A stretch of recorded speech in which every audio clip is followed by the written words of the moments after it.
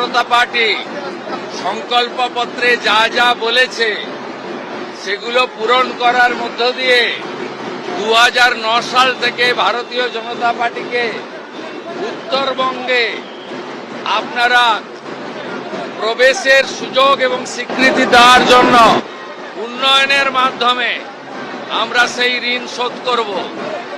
উত্তরবঙ্গের অভিমান, বঞ্চনা, ন্যায্য অধিকার ফিরিয়ে দেওয়ার কাজ ভারতীয় জনতা পার্টির সরকার করবে।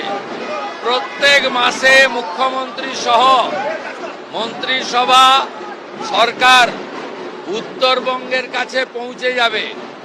উত্তরবঙ্গ উন্নয়ন মন্ত্রী প্রত্যেক সপ্তাহে পুরো একদিন উত্তরকন্যাতে অফিস করবে এবং উত্তরবঙ্গের মানুষ যা স্বপ্ন দেখেছেন বিজেপিকে নিয়ে, বিজেপি তা পূরণ করবে।